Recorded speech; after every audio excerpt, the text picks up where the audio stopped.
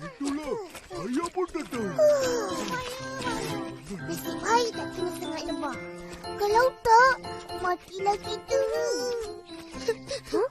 Kenapa, Sen? Bola aku dah hilang. Alah, itu pun nak sedih. Suruh je Daddy kau beli yang baru. Betul? 2-3 payung. Kamu kan Intan payung? Alah.